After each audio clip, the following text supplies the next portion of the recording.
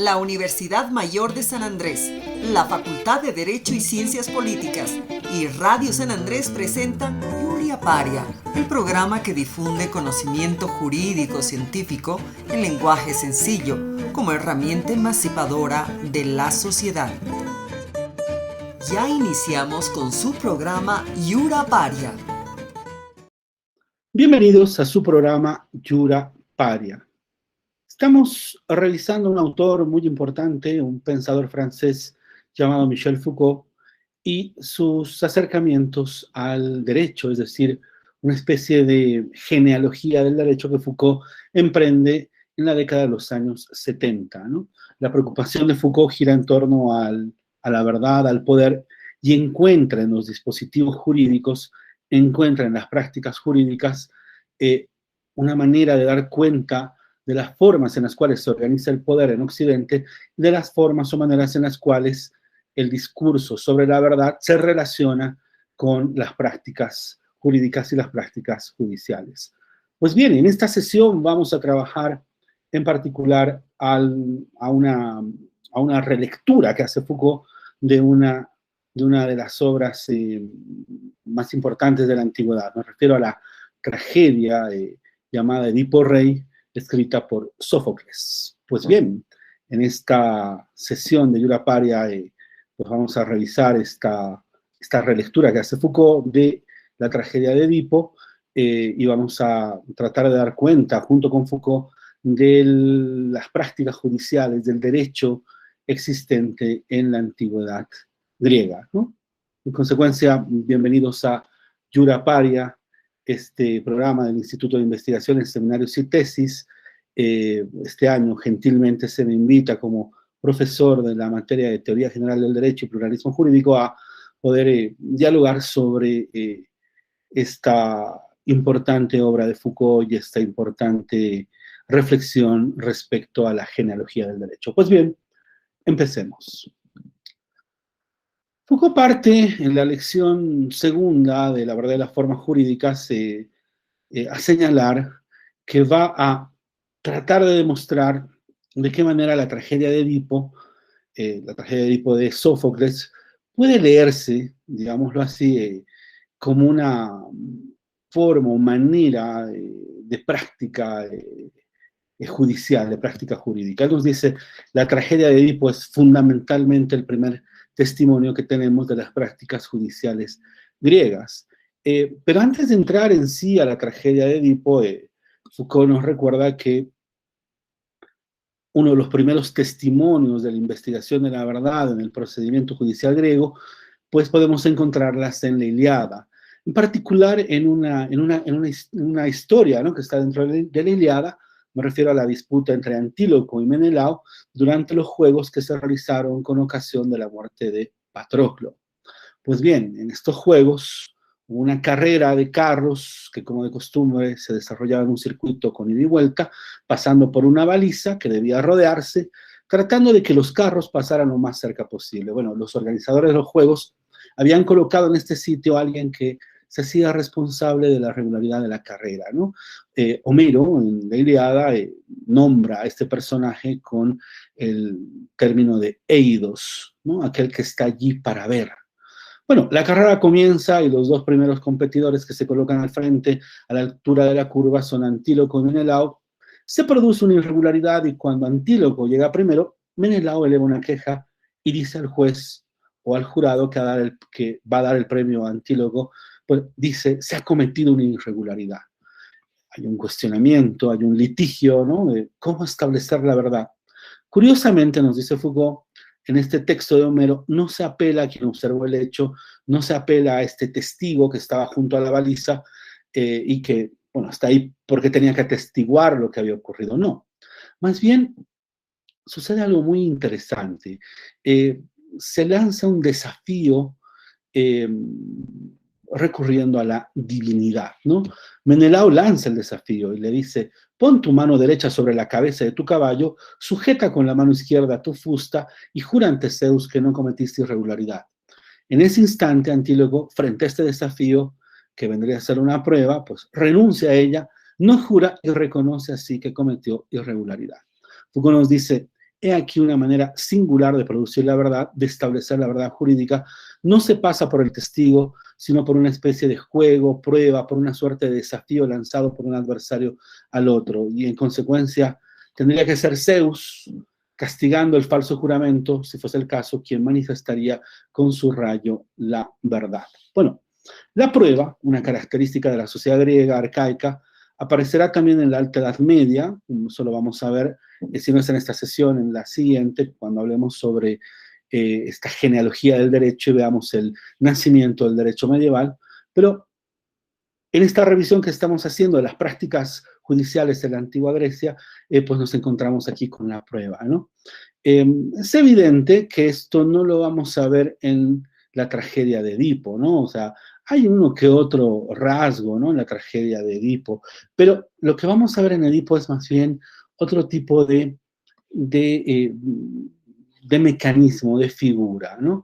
Lo que vamos a ver en Edipo es algo que se caracteriza con el nombre de símbolo, un tipo de búsqueda de la verdad muy distinta. Foucault nos dice, justamente cuando analiza la tragedia de Edipo, nos dice: creo que este mecanismo de la verdad obedece inicialmente a una ley, dice, a una especie de pura forma que podríamos llamar ley de las mitades. El descubrimiento de la verdad se lleva a cabo en Edipo por mitades que se ajustan y se acoplan, ¿no? Esta idea del símbolo, mitades que se ajustan y se acoplan. ¿Cómo? Edipo manda a consultar al dios de Delfos, Apolo.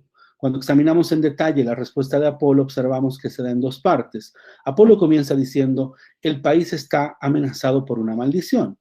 A esta primera respuesta le falta, en cierta forma, una mitad.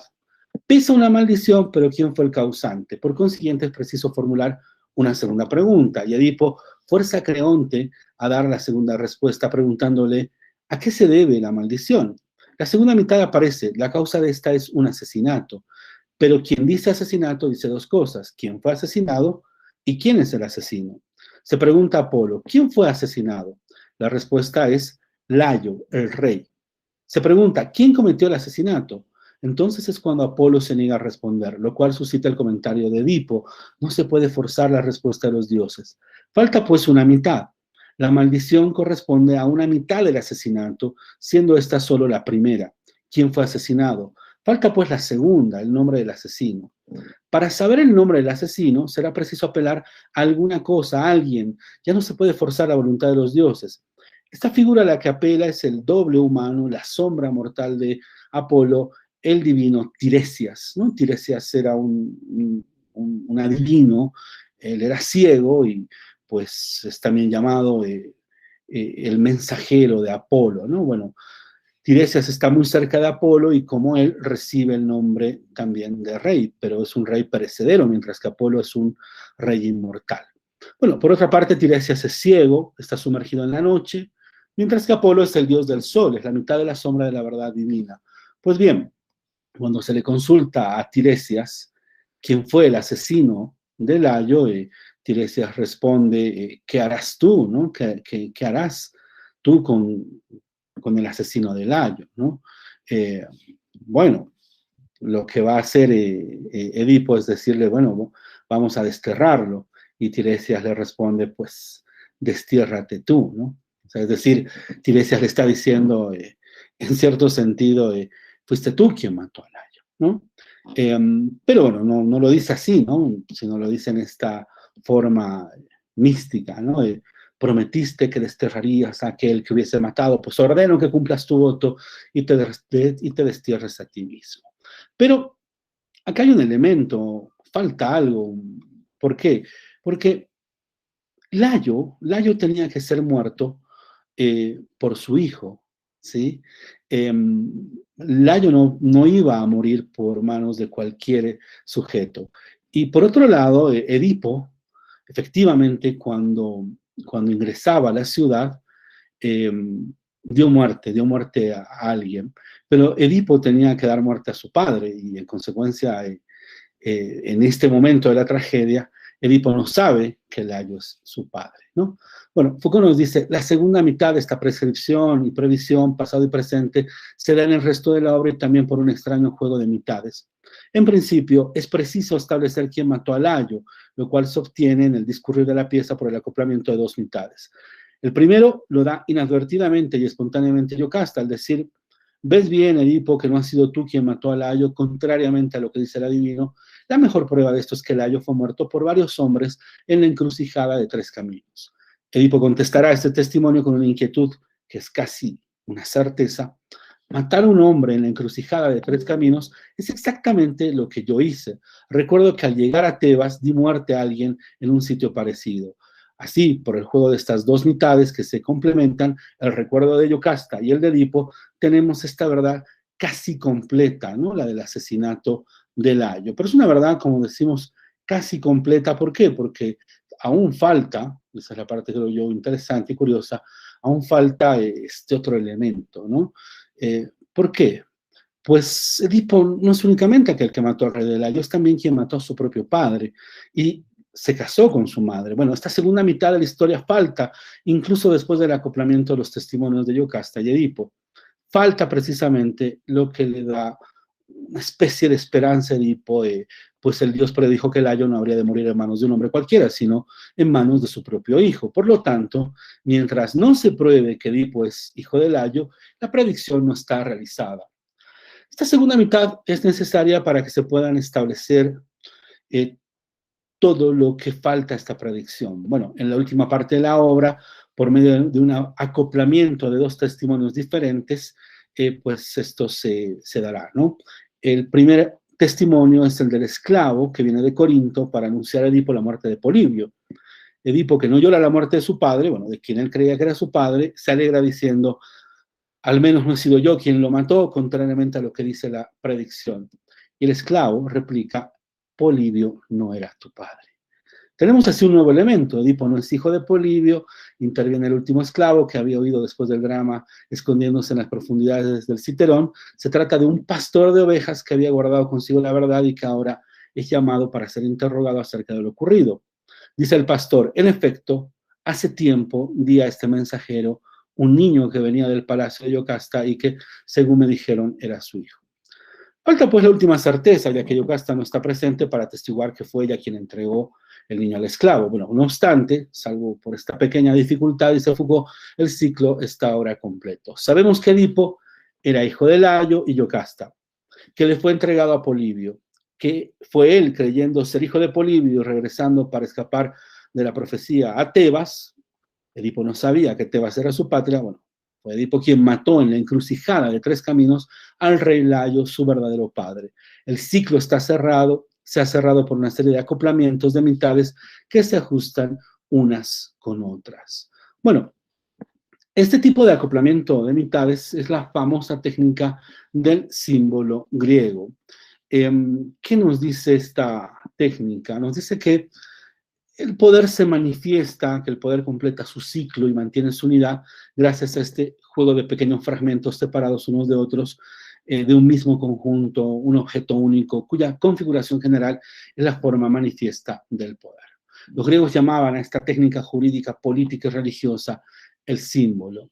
La historia de Edipo, tal como aparece representada en la tragedia de Sófocles, obedece a este símbolo. No es una forma retórica, sino más bien religiosa, política, casi mágica del ejercicio del poder.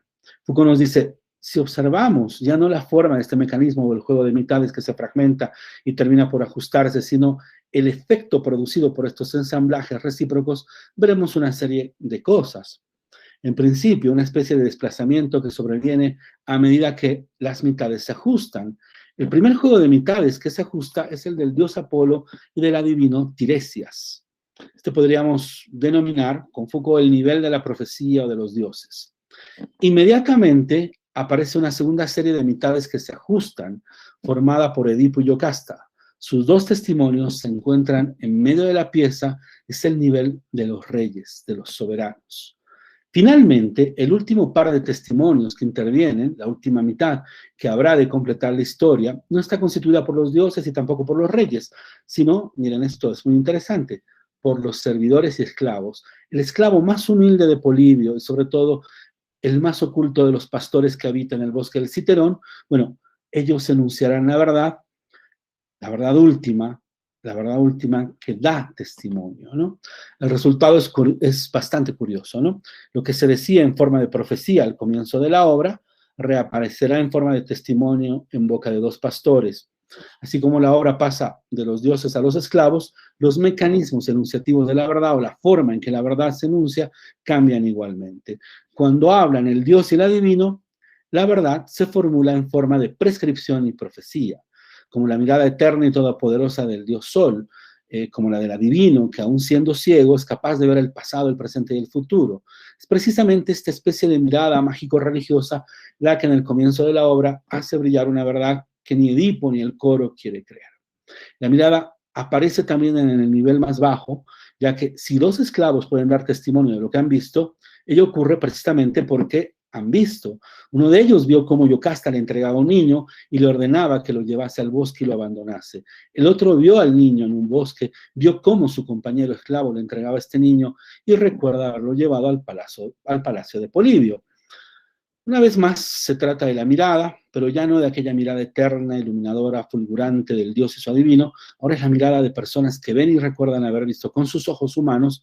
Es decir, esa es la mirada del testimonio, es la mirada justamente omitida en el ejemplo que dábamos con Homero, ¿no? En el de esta competencia entre Antíloco y Menelao, donde recurren a la mirada de los dioses, pero no recurren a la mirada del eidos, del testigo, ¿no? Foucault nos dice, toda la obra, toda esta tragedia, es una manera de desplazar la enunciación de la verdad de un discurso profético y prescriptivo hacia otro retrospectivo. O sea, ya no es más una profecía, sino se va convirtiendo en un testimonio. Es también, dice Foucault, cierta manera de desplazar el brillo o la luz de la verdad, el brillo profético y divino, hacia la mirada de algún modo empírica y cotidiana de los pastores. Entre los pastores y los dioses hay una correspondencia. Dicen lo mismo, ven la misma cosa, pero no con el mismo lenguaje y tampoco con los mismos ojos. Durante toda la tragedia, dice Foucault, vemos una única verdad que se presenta y se formula de dos maneras diferentes, con otras palabras, con otro discurso, con otra mirada. Sin embargo, estas miradas se corresponden. Los pastores responden exactamente a los dioses. Podríamos decir incluso que los simbolizan. En el fondo, lo que los pastores dicen es aquello que los dioses ya habían dicho, solo que lo hacen de otra forma. Bueno, estos son los rasgos fundamentales de la tragedia de Edipo. La comunicación entre los pastores y los dioses, entre el recuerdo de los hombres y las profecías divinas. Esta correspondencia define la tragedia y establece un mundo simbólico en que el recuerdo y el discurso de los hombres son algo así como una imagen empírica de la gran profecía de los dioses. Bueno, Foucault se va a cuestionar, lo va a hacer varias veces, respecto al denominativo de la obra, ¿no? Edipo Rey, y las lecturas que ha generado la obra.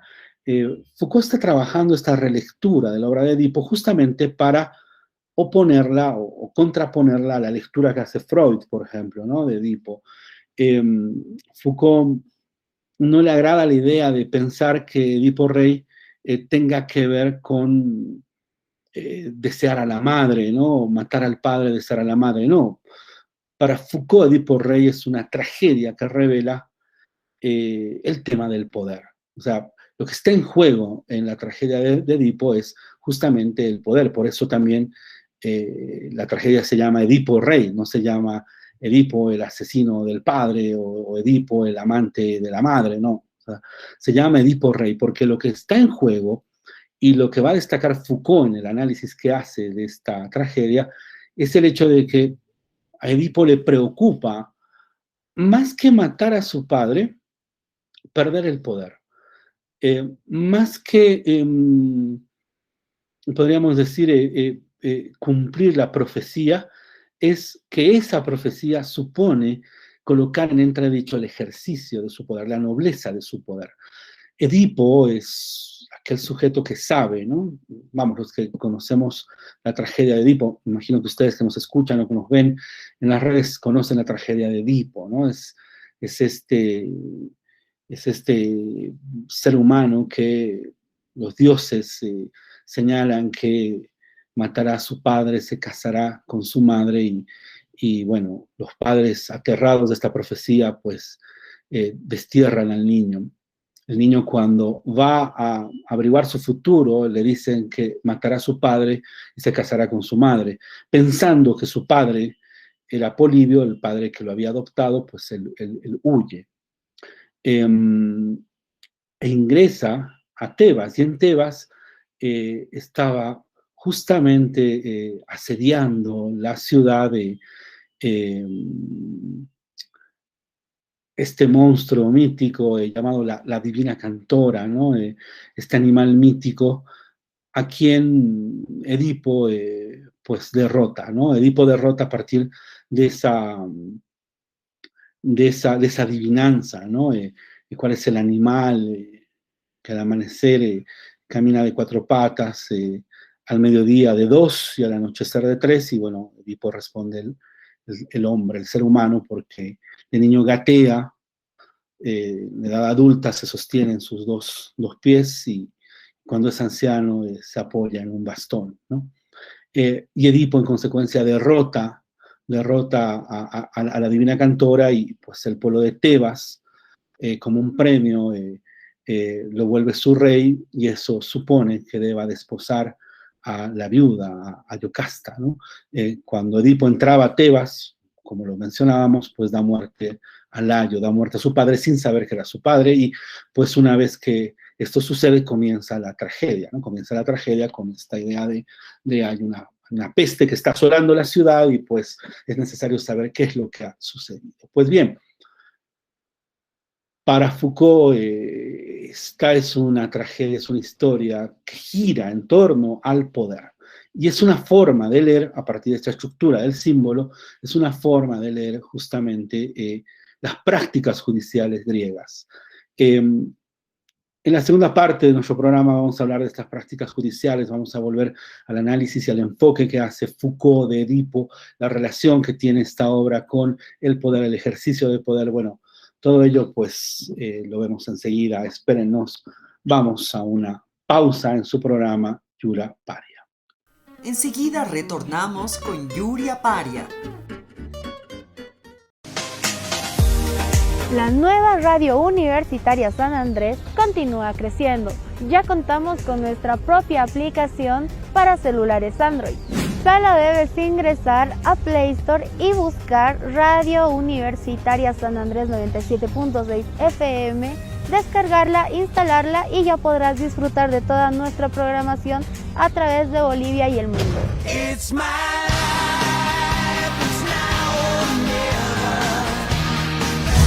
No te olvides de nuestras redes sociales, nos encuentras como Radio San Andrés en Facebook, Instagram, Twitter y YouTube. Y muy pronto ya contaremos con nuestra propia página web. Este es un mensaje de la nueva radio universitaria San Andrés 97.6 FM, integrando a la comunidad.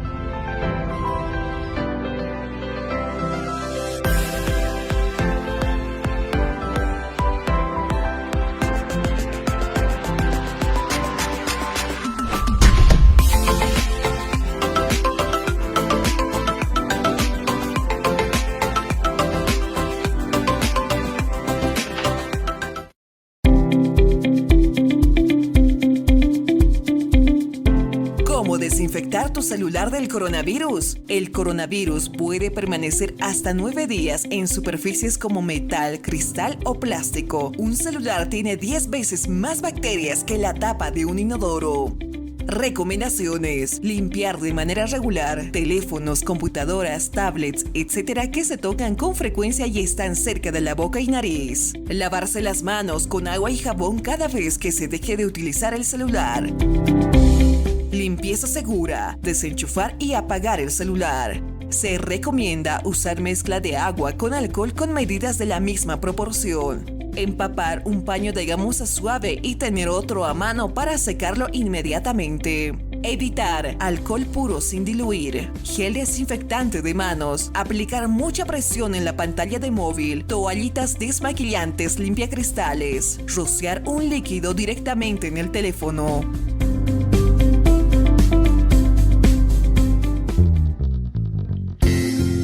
Este es un mensaje del Comité Operativo de Emergencia de la Universidad Mayor de San Andrés, al cuidado de tu salud.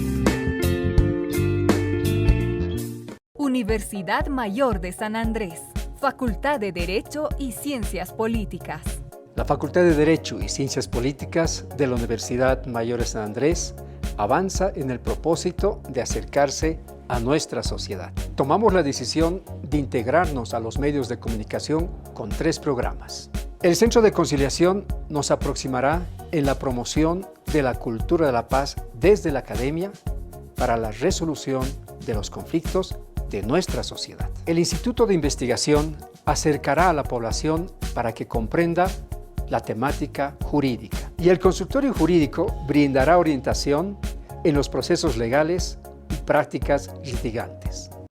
La Universidad Mayor de San Andrés, la Facultad de Derecho y Ciencias Políticas y Radio San Andrés presentan el programa Centro de Conciliación, promoviendo la cultura de paz. La conciliación extrajudicial es una salida a la justicia en la que no intervienen jueces ni fiscales y se puede aplicar a casos de derecho civil, comercial, familiar y...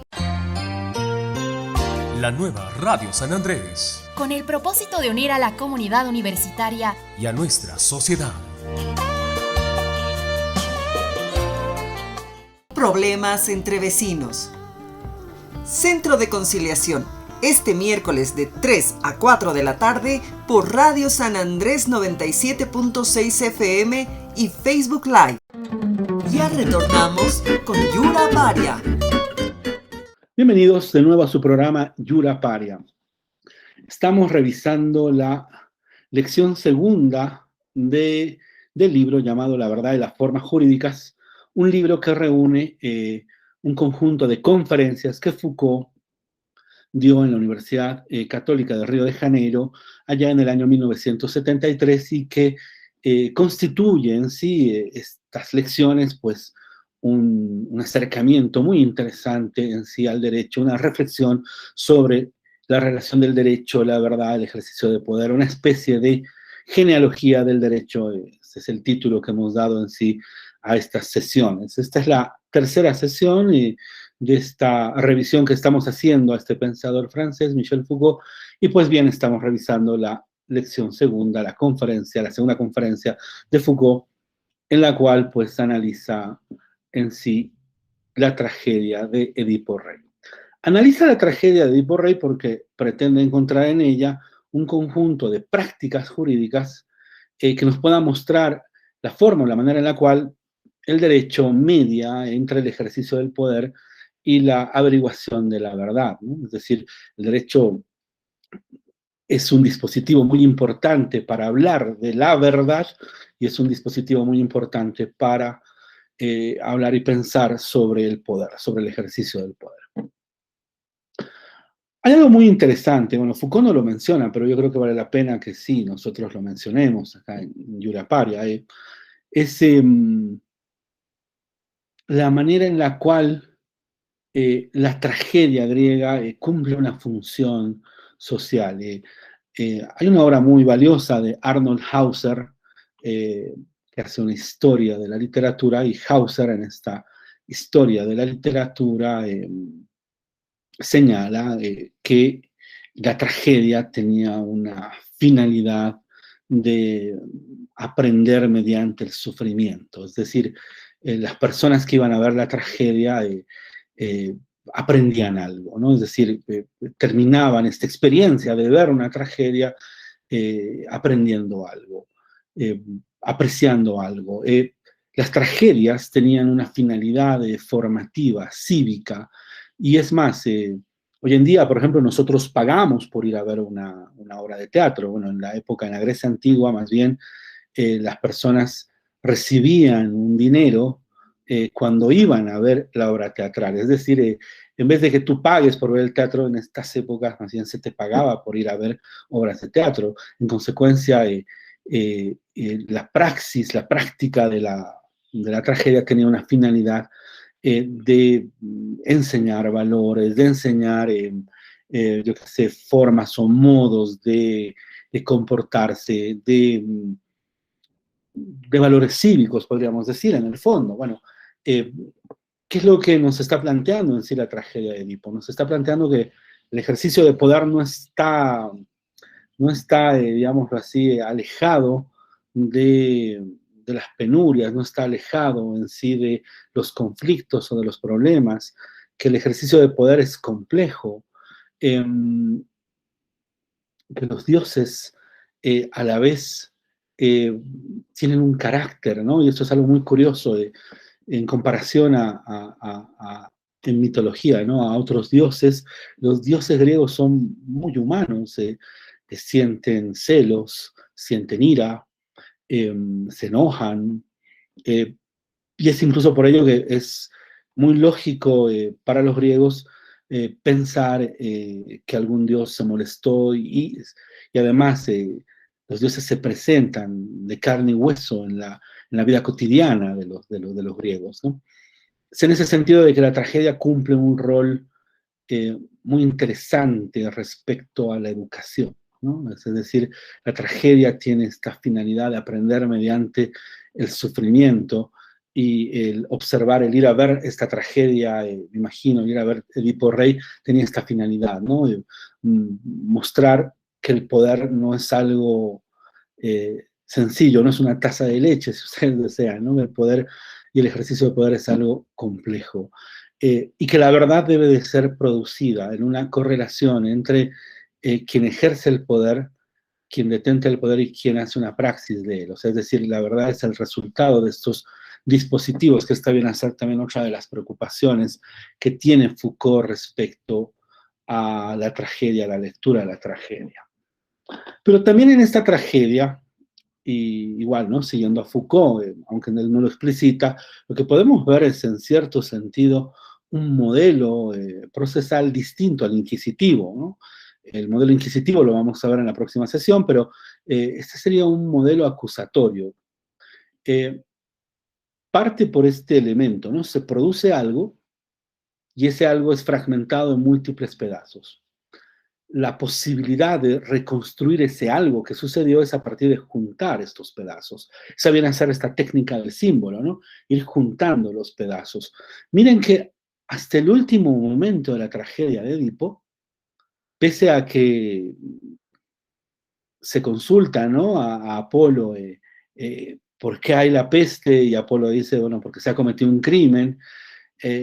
¿Cuál es el crimen? Mataron al rey Layo. ¿Quién lo mató? Y parece que ya hay la respuesta, ¿no? En la boca de Tiresias, ¿no? Que le pregunta, ¿qué harás con aquel que mató al rey Layo? Lo desterraré. Pues bien, destiérrate tú. O sea, es decir, le está diciendo Edipo, eres tú el que mató a Layo. Falta una serie de elementos a comprobar, no es solamente que lo diga Apolo, que lo diga Tiresias. Falta una serie de elementos. Mientras esos elementos no se junten, podríamos decir que presumimos la inocencia de Edipo hasta que no existe una convicción de que fue él quien mató a Layo y se casó con su madre, etcétera, ¿no? Que viene a ser todo el tema de la profecía. Pero mientras no exista esta manera de verificar que esta persona cometió este delito, presumimos que Edipo es inocente, presumimos que Edipo no fue quien mató al rey Layo, y se empiezan a juntar las mitades, ¿no? Layo fue muerto en un cruce de caminos, dice Yocasta. Eso es lo que yo hice al ingresar a Tebas, dice Edipo, matar a un hombre en un cruce de caminos. Con eso ya deberíamos tener, si fuera un modelo inquisitivo, ya debería estar Edipo detenido, incluso juzgado y condenado, pero no. No, ¿por qué? Porque Layo tenía que ser muerto por su hijo, y hasta este momento de la tragedia no sabemos que Edipo sea el hijo de Layo. Bueno, o sea, nosotros sí que vamos leyendo la tragedia, pero me refiero a esta ficción. La ficción es de que Edipo no sabe que mató a su padre. En consecuencia, Layo tenía que ser muerto por su hijo y Edipo no es su hijo. Y eso lo va a recalcar Yocasta. Yocasta le va a decir, mi esposo tenía que ser muerto por su hijo y no por cualquier sujeto. Y tú no eres mi hijo, ¿no? Bueno, por lo menos nosotros sabemos que sí lo es, pero en la escenificación, en la ficción de la tragedia, pues no lo es. Pues bien, tendrá que darse la última comprobación, es decir, tendrá que construirse la culpabilidad de Edipo. Ahí viene el tema, ¿no? Es decir, la culpabilidad es construida pieza por pieza para llegar justamente a esta certeza de que Edipo mató a Layo, quien era su padre, y se casó con su madre. Bueno, y esto viene al final, justamente con los dos esclavos. Uno de los esclavos va donde Edipo a decirle justamente, Edipo, tu padre, el que tú crees que es tu padre, Polibio, murió, Polibio murió. Y Edipo, en vez de reaccionar triste, más bien se alegra, ¿no? Y dice, no fui yo quien lo mató. Y esto le lleva a Foucault justamente a desconfiar. Foucault señala y dice, vemos claramente en Edipo un comportamiento de alguien que teme justamente ser despojado del poder. Pero bueno, volvemos a esto enseguidita. Lo que a mí me parece interesante es cómo será esta reconstrucción hasta el último pedazo con la presencia de los esclavos, ¿no? Del pastor del Citerón, que cuando el esclavo le dice, Edipo, Polibio no era tu padre, entonces, hijo de quién más es, y ahí aparece uno de los pastores del Citerón que termina diciendo, yo reconozco a este esclavo, yo le di al hijo de Yocasta este esclavo, y ahí se revela que Edipo es el hijo de Yocasta, el hijo de Layo, y que se cumple la profecía, ¿no? Es decir, este es el niño que crece, mata al padre, se casa con la madre y genera justamente todo este desorden que estaba previsto por la profecía divina. Entonces, es esta divinidad al nivel de la prescripción que tiene que corroborarse a partir del conjunto de pruebas, ¿no? Mitades que se unen, mitades que se enlazan, esta fórmula llamada el símbolo griego.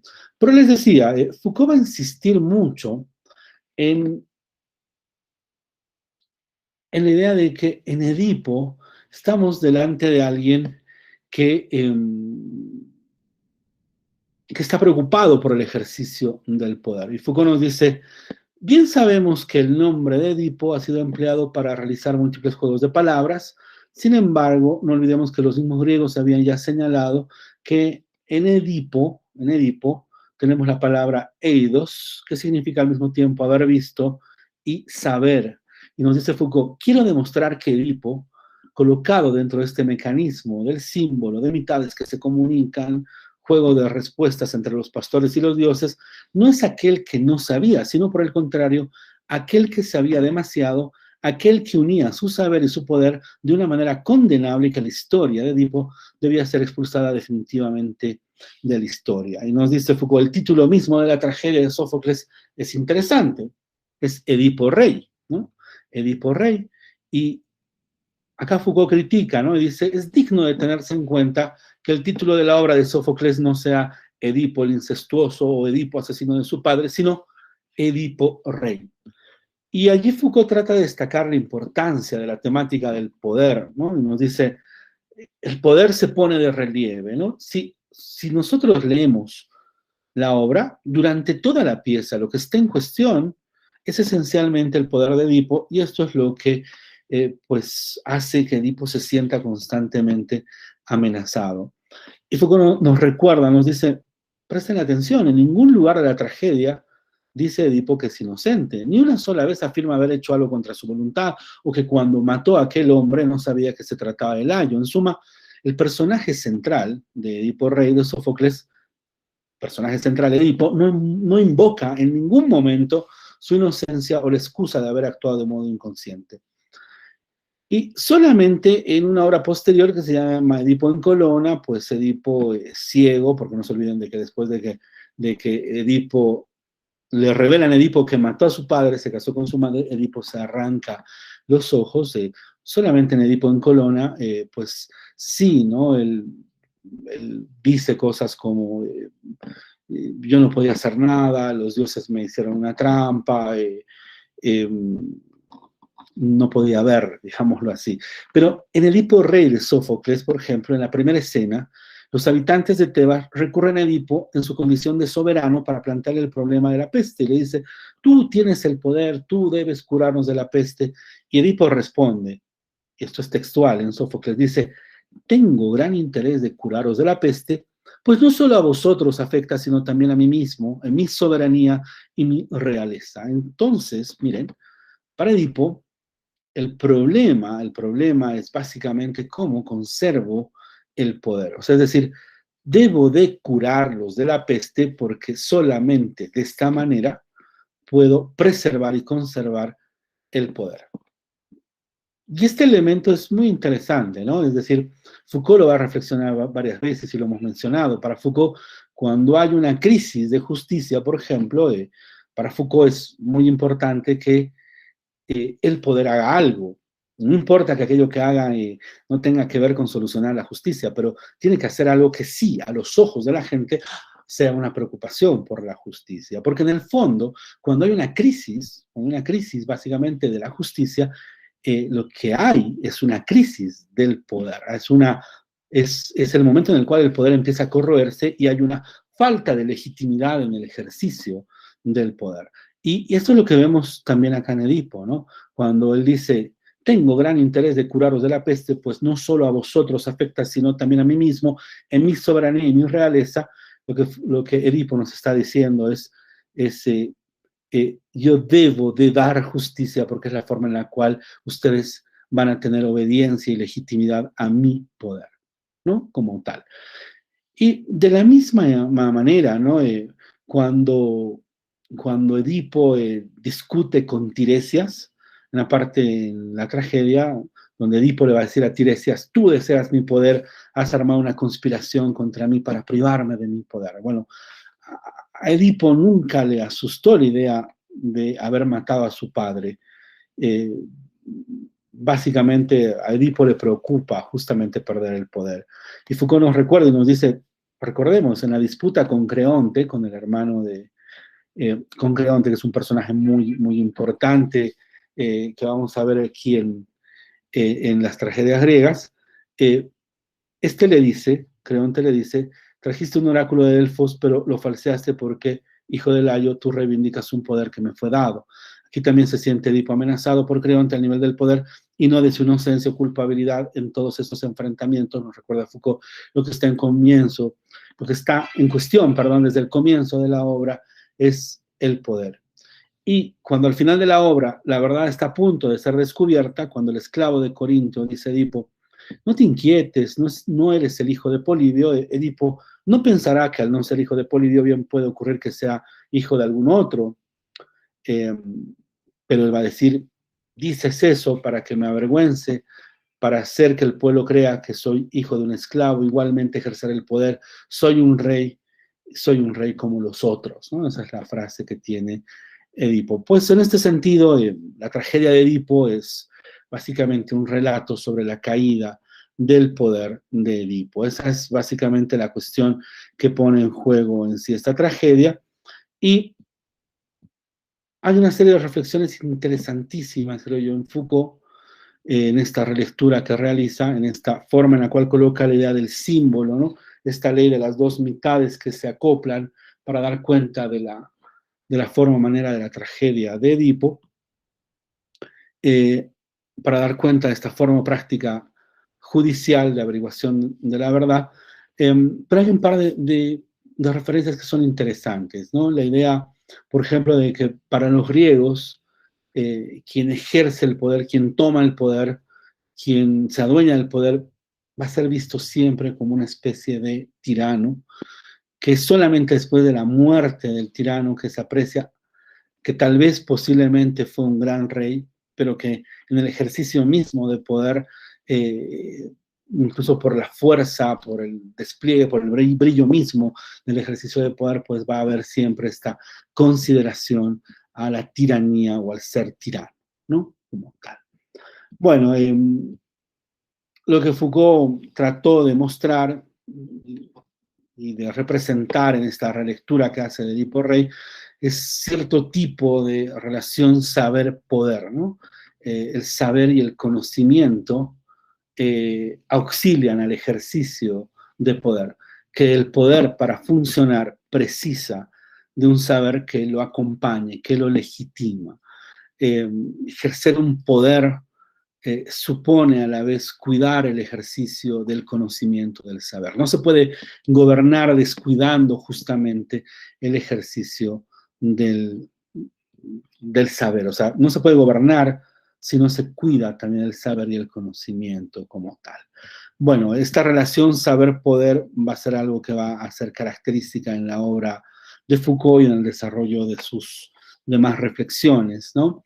Y lo vamos a ver cómo se desarrolla tanto en la conferencia número 3, en la lección tercera, como en la cuarta y la quinta, ¿no? La verdad de las formas jurídicas, este libro que contiene estas 5 conferencias de Foucault en la Universidad de Río de Janeiro, pues va explorando distintas formas o distintas prácticas jurídicas o judiciales en las cuales se relaciona el poder y la verdad, ¿no? Esta búsqueda que tiene Foucault.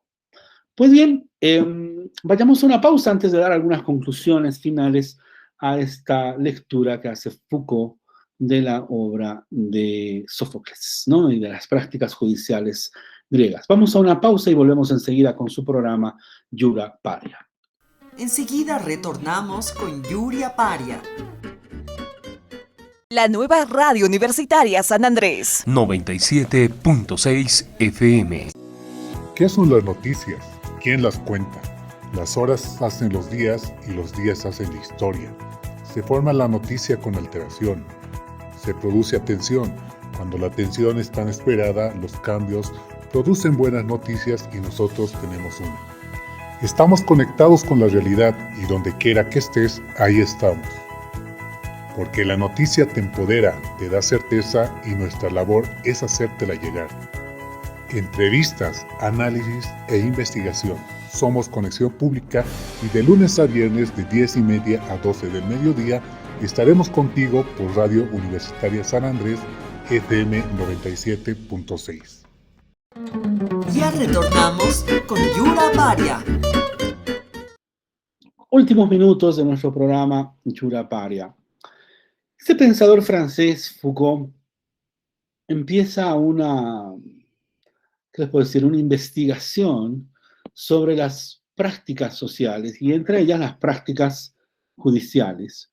Foucault considera que las prácticas relacionan sujetos históricos con objetos de saber históricos. Dicho de otra manera, en las prácticas podemos ver la manera en la cual se forman a sujetos históricos y a la vez se forman también objetos de conocimiento históricos. Pónganse a pensar, las personas que vivían, yo qué sé, en el año 1200, 1300, después de Cristo, por supuesto, y que les decían de mil y un formas que la Tierra era plana, pues vivían pensando que la Tierra era plana, y punto. O sea, es decir, en ningún momento se cuestionaron que la Tierra es redonda, que la Tierra es esférica, o que en este tiempo vivían pensando que la Tierra era inmóvil y era el centro del universo y que el Sol daba vueltas alrededor de la Tierra. Pues en ningún momento se cuestionaban de que era la Tierra la que daba vueltas alrededor del Sol. O sea, es decir, las personas viven en una época con un determinado saber, y ese saber y ese conocimiento de esa época, ellos lo consideran el saber verdadero, universal, no lo cuestionan, viven dentro de una epísteme, viven dentro de un conjunto de creencias. Los griegos vivían dentro de las creencias en las cuales Zeus, Apolo, yo qué sé, los dioses griegos existían realmente, se encarnaban. Cuando en la Ilíada vemos esta forma de solucionar el conflicto, esta forma mediante la cual uno de ellos que juega en este concurso, esta carrera de caballos, uno le dice al otro, tú cometiste una irregularidad, y el otro le dice, bueno, pues te reto a que tomes la crin del caballo y jures ante Zeus que no cometiste irregularidad, y el otro no jura, es porque teme que Zeus lo castigue. ¿Por qué? Porque cree que Zeus existe realmente. En consecuencia, los seres humanos estamos, digámoslo así, dispuestos, subjetivizados, conforme al saber de la época, conforme a las creencias de cada época. Y las prácticas sociales, entre las prácticas jurídicas, nos permiten observar este tipo de subjetividad, ¿no? sujetos creyentes, sujetos que a la vez tienen condiciones de posibilidad de conocimiento, pero a la vez objetos de saber, ¿no? Esta idea de mitades que se ajustan, esta idea de las prescripciones divinas, el oráculo, ¿no? El oráculo que era en cierto sentido la voz de los dioses. Foucault va a retornar justamente al estudio de una de las frases que se escribía o que estaba escrita en el oráculo de Delfos. Allí estaba escrita esta frase que dice: conócete a ti mismo. ¿Por qué? Porque no vayas a preguntar al oráculo cosas que tú ya sabes. O sea, es decir, no vayas a poner digamos así, en examen a los dioses, ¿no? No vayas a preguntarles a ver cuántos hijos tengo cuando tú sabes cuántos hijos tienes, o a ver cuántas esposas he tenido cuando tú sabes cuántas esposas has tenido. O sea, es decir, la idea es acercarte a los dioses para una prescripción. Y adicionalmente los dioses respondían de una manera ambigua, ¿no? Cuando, por ejemplo, se daban las guerras médicas, las guerras contra los persas, los griegos se acercaron al oráculo, ¿no? Y preguntaron quién va a ganar la guerra, y el oráculo respondió: un gran imperio perecerá, ¿no? O sea, ¿cuál? ¿El persa, el griego? ¿Cuál imperio perecerá? Bueno, un gran imperio perecerá. Esa respuesta es ambigua. Pero son respuestas que, en tanto prescripciones para el imaginario griego, pues se van dando, se van construyendo. Pues bien, de eso en sí trata esta lección, la lección segunda de la verdad de las formas jurídicas, una relectura de la tragedia de Edipo Rey de Sófocles. La próxima sesión vamos a trabajar el nacimiento del derecho medieval, es decir, el momento en el cual Roma es atacada y a la vez es tomada por los llamados bárbaros, y aparece el derecho germánico, las características del derecho germánico, la influencia del derecho germánico en la formación de la sociedad feudal, de los señores feudales, el retorno del derecho romano a partir de la Universidad de Bolonia, que recupera justamente este derecho bizantino, derecho romano, y en sí la reconfiguración de la averiguación de la verdad a partir del inquisitio, ¿no? de la Inquisición, la averiguación de la verdad mediada por la Iglesia Católica. Bueno, es una lección fantástica y pues nos va a tocar justamente una sesión de relectura del pensamiento de Foucault respecto al derecho, en esta relación que tiene Foucault del derecho con la verdad y con el poder, fantástica, y que bueno, la vamos a trabajar en la próxima sesión, en el próximo programa de Jura Paria. Pues bien, acompáñenos en Jura Paria los días viernes. Estamos revisando a este pensador francés Michel Foucault con este curso, con esta temática, una genealogía del derecho. Muchísimas gracias por su atención y pues nos vemos el próximo programa. Hasta luego.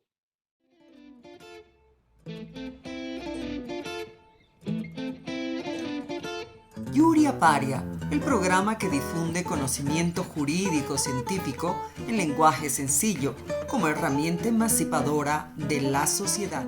Todos los viernes por Radio Universitaria San Andrés FM 97.5.